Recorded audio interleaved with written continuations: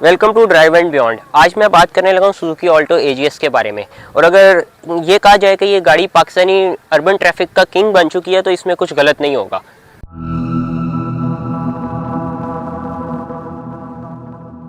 अब इस गाड़ी की कुछ बेसिक चीज़ों के बारे में बात करते हैं। ये सुजुकी ऑल्टो 8 जनरेशन है और ये पाकिस्तान में आने वाली 8 जनरेशन ऑल्टो का top of the line variant है जिसको एजीएस कहते हैं। ये गाड़ी जब पाकिस्तान में मैन्युफैक्चर होना शुरू हुई थी तो इसके साथ पाकिस्तान ने एक अचीवमेंट भी अनलॉक की थी। वो ये थी कि पाकिस्तान ऑल्टो को इस जनरेशन के ऑल्टो को मैन्युफैक्चर करने वाला जापान के बाद दूसरा कंट्री बन गया था। और इस गाड़ी की अच्छी बात यह है कि इसके जो मोस्ट ऑफ द पार्ट्स हैं वो पाकिस्तान में ही मैन्युफैक्चर हो रहे हैं या असेंबल हो रहे हैं, और जो कि इसके पार्ट्स बाहर से आ रहे हैं वो जापान से आ रहे हैं। ऐसा नहीं है कि जैसे हमें पहले कुछ पार्ट्स थाईलैंड के मिलते थे, वो इस गाड़ी में नहीं है। इसमें जो पार्ट्स हैं वो मोस्टली पाकिस्तान के हैं और जो कुछ जो बाहर से आ रहे हैं वो जापान से आ रहे हैं। और ये गाड़ी का जो डिज़ाइन है, जब ये गाड़ी नई नई आई थी, जेडीएम वेरिएंट्स 2015-16 में पाकिस्तान में आना शुरू हुए थे, तो मुझे जब इस गाड़ी का डिज़ाइन काफ़ी खूबसूरत लगता था। इसमें काफ़ी ज़्यादा हमें कलर्स भी उस टाइम पे मिलते थे। जब जापानीज़ गाड़ी आती थी उसमें काफ़ी ज़्यादा वेरिएंट्स थे, डिफरेंट बम्पर्स, डिफरेंट लाइट्स वाले आते थे, जो कि इस गाड़ी को काफ़ी यूनिक और खूबसूरत बनाता था। अब अगर इस गाड़ी के थोड़ा एक्सटीरियर डिज़ाइन की बात करें तो ये काफ़ी बेसिक और फंक्शनल रखा गया है। सबसे पहले हम इसके बम्पर की बात करते हैं। उसमें जेडीएम मॉडल से सिर्फ इतना फ़र्क है कि ये इसमें हमें थोड़ी सी एक्स्ट्रा स्पेस मिलती है, और जो हेडलाइट्स हैं उनको बेसिक रखा गया है, वही हेलोजन हेडलैम्प्स बेसिक वाले।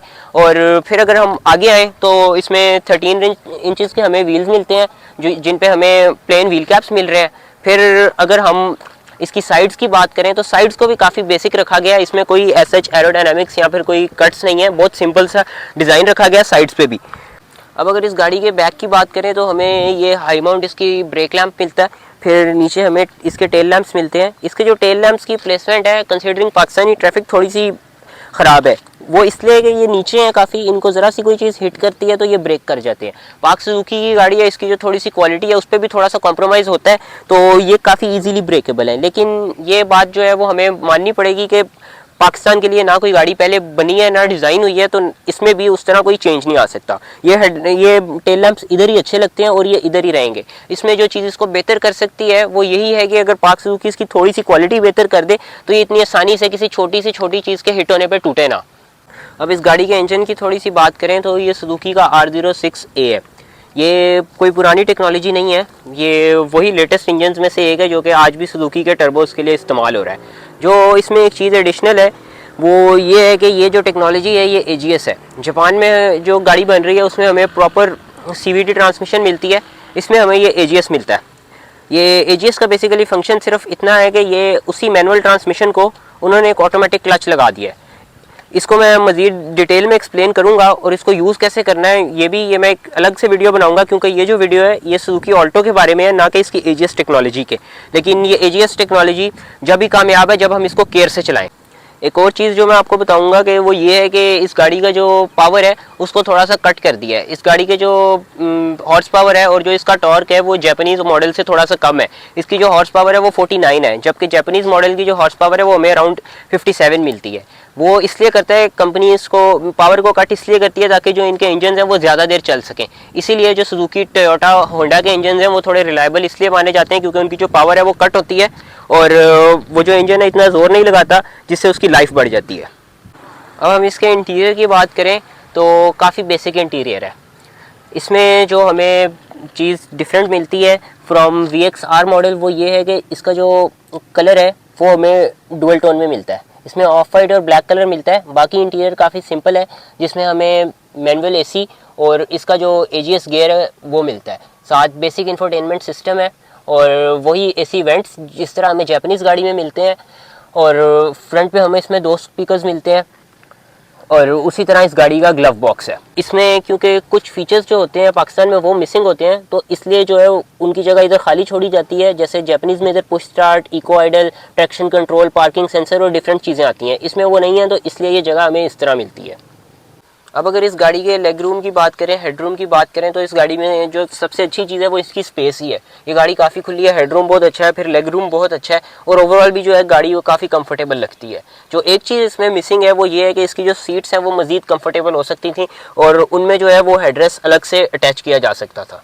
अब अगर इस गाड़ी के बैक साइड पे स्पेस की बात करें तो बैक पे भी बहुत अच्छी स्पेस है। ये सीट्स जो है बिल्कुल पीछे हुई हुई हैं, फिर भी इतनी अच्छी स्पेस है कि इधर एक 5-10 हाइट का बंदा भी आराम से बैठ सकता है। जो एक चीज़ है वो ये है कि हाँ, इसका फ्लैट फ्लोर नहीं है, तो इसमें पीछे 2 लोग ही कंफर्टेबली बैठ सकते हैं। अब अगर इस गाड़ी की ड्राइव की बात करें तो कुछ ज़्यादा एक्सपेक्ट नहीं करेंगे कंपनी से, क्योंकि उन्होंने काफ़ी कॉस्ट कटिंग करनी होती है, तो वो ऑब्वियस सी बात है, जिस तरह मैंने आपको बताया वो इसके इंजन में भी करते हैं।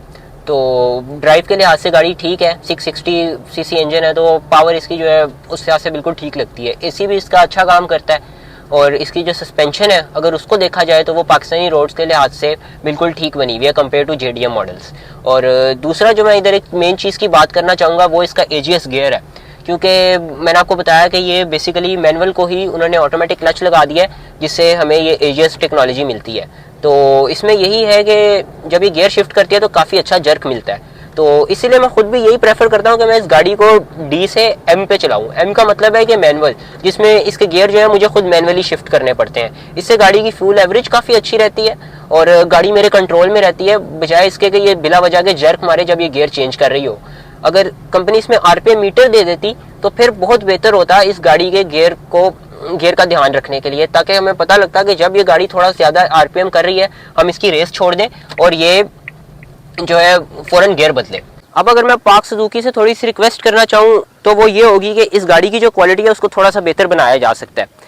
इस गाड़ी को लोगों को पसंद करने की वजह ये है, या फिर इसको सबसे ज़्यादा ख़रीदने की वजह ये है कि लोगों के पास और ऑप्शंस नहीं है। और तो पाक सुजुकी को चाहिए वो लोगों की मजबूरी का फ़ायदा ना उठाएं, बल्कि इसकी क्वालिटी को बेहतर करें।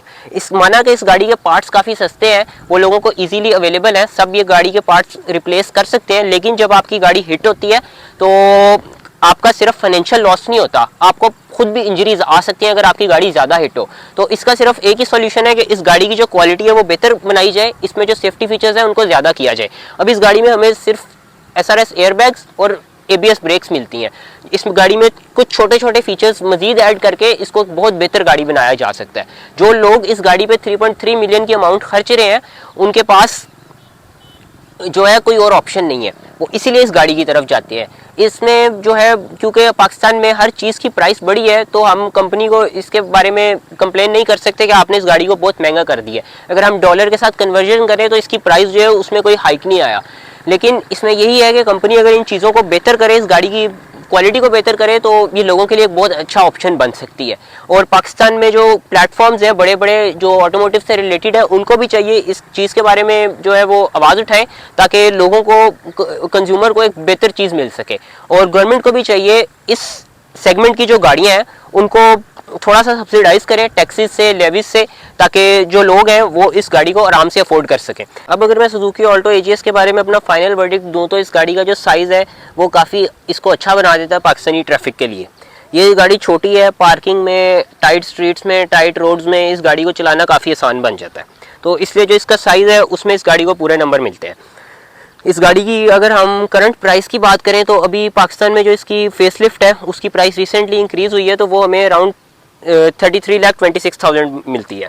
इस गाड़ी में जो है अब 3 वेरिएंट्स आ रहे हैं, क्योंकि इसका जो VX वेरिएंट है उसमें कुछ चीज़ों पे कॉम्प्रोमाइज़ था, तो गवर्नमेंट ने उसके अगेंस्ट एक्शन लिया और उसको बंद कर दिया। तो अब इसमें हमें VXR में AGS और VXL AGS वेरिएंट मिलता है। इसका अगर हम डायरेक्ट कंपेटिटर्स की बात करें तो पाकिस्तानी मार्केट में मुझे इसका कोई डायरेक्ट कंपेटिटर नज़र नहीं आता। प्रिंस, पर्ल, यूनाइटेड, ब्रेवो आती हैं, लेकिन वो गाड़ियाँ उनका इस तरह की उनकी ब्रांड वैल्यू नहीं है कि वो सुजुकी के नाम के साथ कम्पीट कर सकें।